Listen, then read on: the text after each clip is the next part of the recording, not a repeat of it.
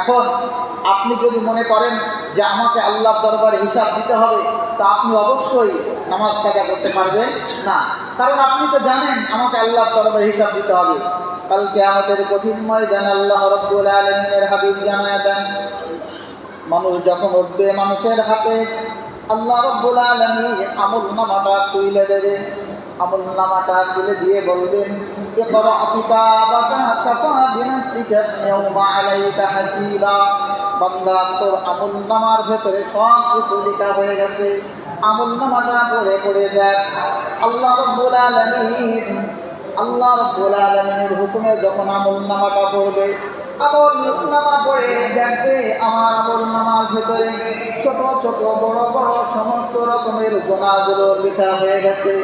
আল্লাহর কাছে বলবে, মাওলা গো, আমার তো সব আমলনামার ভেতরে লেখা হয়ে গেছে, হায় আফসোস, আজকে আমি তো জাহান্নামে চলে যাব। আল্লাহ পাক রব্বুল আলামিন কোরআনুল কারীমের মধ্যে জানা দিচ্ছে, বান্দা শোনো, সেদিন আফসোস করে আর কোনো লাভ হবে না। মানুষ আফসোস করতে থাকবে আর বলবে, লা ইউগাদিরু সাগীরাতান ওয়ালা কাবীরাতান ইল্লা আহসাহা।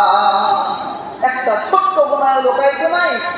আমি রাতের অন্ধকারে গুনাহ করেছি, সেটাও লেখা হয়ে গেছে। দিনের দিবালয়ে গুনাহ করেছি, লেখা হয়ে গেছে। আহা, আমার কান দিয়ে কত আজানের ধ্বনি শুনেছি, কিন্তু উপস্থিত হতে পারি নাই। শয়তান আমাকে পথভ্রষ্ট করেছিল, আমি নামাজে যাই নাই, আল্লাহ সেই গুনাহটাও লেখা হয়ে গেছে। এজন্য ভাইয়েরা আমার, এই হিসাব দিতে হবে আল্লাহর দরবারে। এই বিশ্বাসটা মনের ভেতরে রেখে জীবন পরিচালনা যদি করে, গুনাহ থেকে বাঁচতে আপনার জন্য সহজ হয়ে যাবে।